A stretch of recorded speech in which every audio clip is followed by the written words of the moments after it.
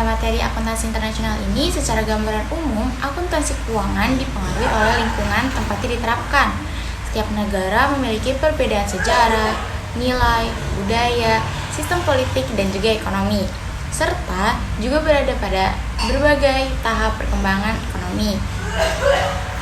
Pengaruh-pengaruh nasional ini berinteraksi satu sama lain yang pada gilirannya mempengaruhi juga perkembangan dan penerapan praktik-praktik akuntansi, keuangan, dan prosedur-prosedur pelaporannya. Akibatnya, dari perbedaan kebangsaan dan standar akuntansi keuangan yang diterapkan pada data akuntansi yang dilaporkan oleh perusahaan-perusahaan multinasional, yang mana seringkali berbeda secara signifikan di antara satu negara dengan negara yang lainnya. Hal ini menuntut adanya kebutuhan terhadap pelaporan keuangan yang bersifat global untuk meningkatkan perdagangan multinasional. Lalu, masalah-masalah akuntansi bisnis internasional. Masalah utama suatu perusahaan terhadap akuntansi internasional seringkali terjadi karena adanya pembelian atau penjualan unit-unit barang dagangan dengan entitas asing. Berurusan dengan perusahaan-perusahaan asing menghadirkan beberapa permasalahan unik, yang mana yang pertama adalah terdapat kemungkinan keuntungan dan kerugian valuta asing di antara waktu suatu pesanan dibuat atau diterima dan waktu pembayarannya. Selain itu, sulit juga untuk kita memperoleh informasi kredit internasional, serta mengevaluasi likuiditas dan solvabilitas suatu perusahaan. Lalu, pada perkembangan sistem akuntansi, budaya suatu negara tidak hanya mempengaruhi praktik-praktik bisnis yang dilakukannya, tetapi juga prosedur-prosedur akuntansi yang digunakannya.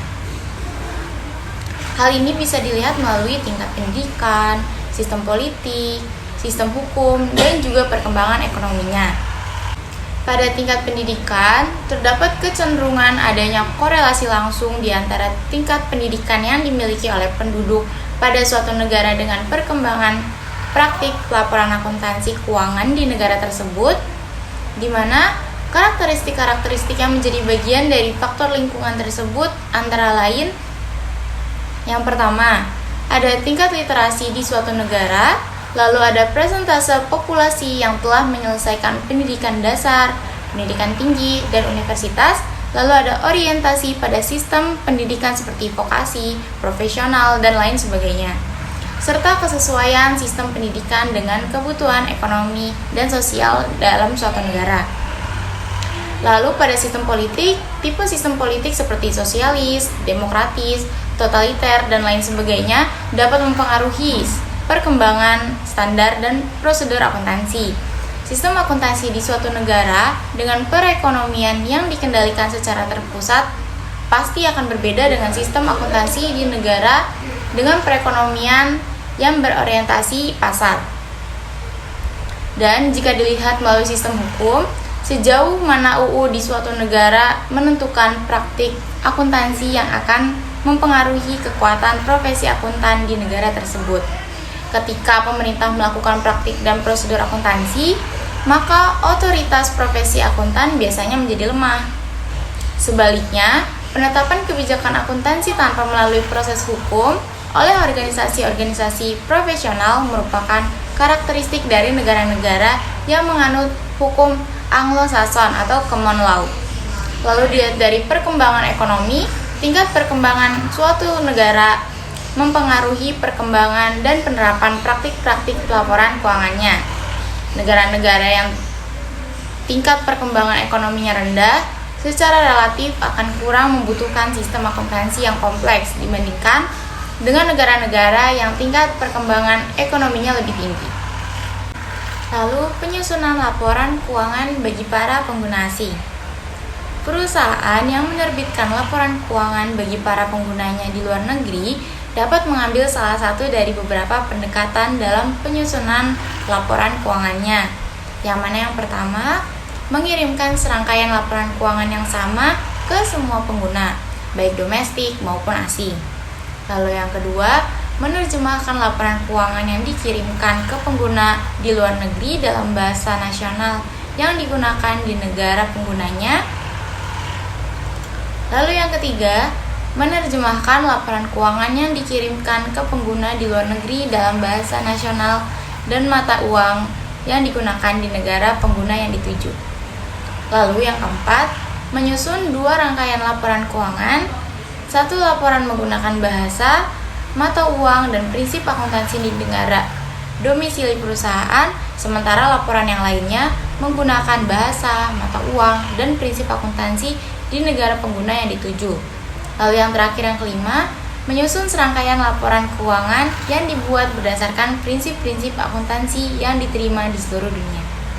International Accounting Standard Committee atau IASC yang dibentuk pada tahun 1973 mengembangkan standar-standar akuntansi di seluruh dunia. Komite ini merupakan lembaga sektor swasta yang independen yang mana tujuannya adalah mencapai keseragaman dalam prinsip-prinsip akuntansi yang digunakan di dalam pelaporan keuangan di seluruh dunia. Pernyataan-pernyataan IASC dikenal sebagai International Accounting Standards atau IAS. Lalu pada tahun 1998, IASC memulai upaya baru yang ditujukan untuk menangani masalah-masalah yang terkait dengan penetapan standar. Untuk tujuan ini, IASC telah membentuk Strategy Working Party untuk mempertimbangkan strategi dan struktur yang harusnya dimiliki IASC agar dapat menghadapi tantangan-tantangan baru. Pada bulan Desember tahun 1998, kelompok ini mengeluarkan makalah pembahasan atau discussion paper yang berjudul Shaping the IASB for the Future, yang menyatakan usulannya untuk mengubah struktur IASC.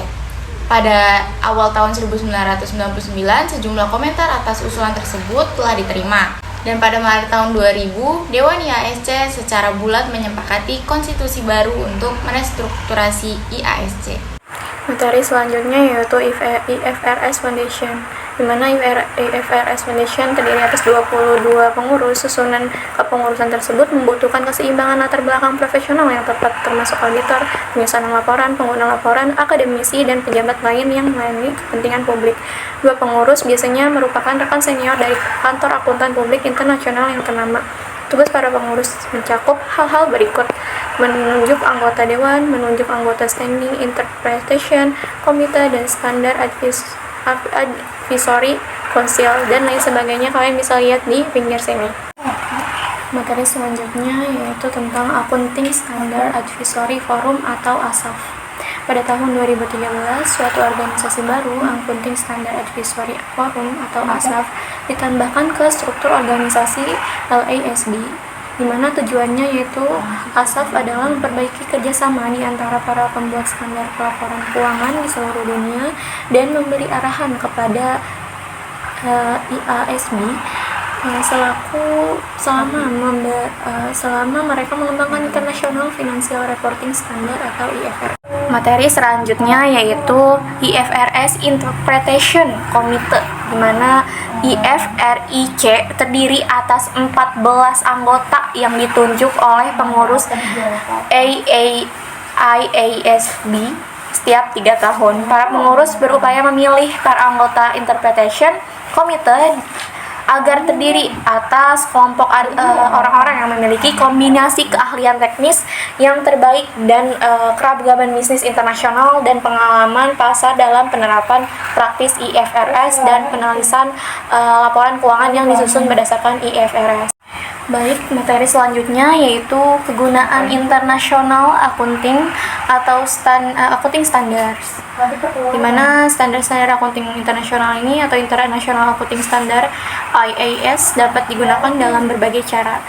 IASB mencatat bahwa standar-standarnya yang akan digunakan sebagai berikut. Yang pertama yaitu sebagai ketentuan nasional, yang kedua yaitu sebagai dasar bagi beberapa atau seluruh ketentuan nasional, yang ketiga yaitu sebagai tolak ukur atau benchmark internasional bagi negara-negara yang mengembangkan ketentuannya sendiri.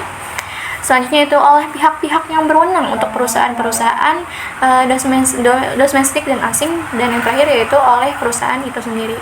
Selanjutnya yaitu pengaruh standar akuntansi internasional versus GAAP AS.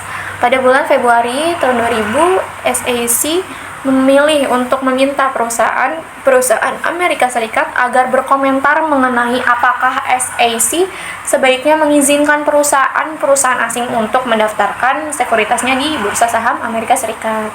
Berdasarkan aturan-aturan akuntansi internasional, sebelumnya perusahaan asing yang ingin mendaftar pada Bursa Saham Amerika Serikat harus menyusun kembali laporan keuangannya agar mencerminkan GAAP yang berlaku pada saat itu. Rekonsiliasi ini dilakukan dengan mengajukan Form 28 kepada SEC dalam waktu 6 bulan dari akhir tahun fiskal perusahaan. Materi selanjutnya yaitu pendekatan kegunaan keputusan untuk laporan keuangan. Yang pertama, di sini ada pertanyaan tentang siapakah pemakai laporan keuangan. Pemakai laporan keuangan bila dikategorikan secara garis besar terdiri dari investor, pemberi pinjaman uang, manajer, serikat union atau penetap standar dan pemerintah. Kelompok-kelompok ini disebut konstitusi akuntansi. Nah, pertanyaan kedua yaitu apakah masalah-masalah keputusan yang dihadapi para pemakai laporan keuangan dengan pemahaman atas masalah-masalah keputusan akuntan akan bisa lebih siap untuk memenuhi kebutuhan informasi berbagai konstitusi. Laporan-laporan keuangan selanjutnya dapat disusun untuk memenuhi kebutuhan informasi tersebut. Dengan perkataan lain, pembuatan laporan keuangan untuk memenuhi kebutuhan spesifik pemakaian laporan keuangan tersebut akan memperbaiki kualitas pengambilan dan keputusan. Dengan itu laporan keuangan bisa lebih berguna. Selanjutnya yaitu teori keputusan single person. Teori keputusan single person ini berpandangan bahwa seseorang harus membuat keputusan dalam kondisi ketidakpastian. Teori ini menganggap bahwa profitabilitas kondisi tidak lagi objektif seperti dalam kondisi ideal dan menetapkan satu prosedur formal di mana seseorang bisa membuat keputusan terbaik dengan pemilihan dari satu set alternatif.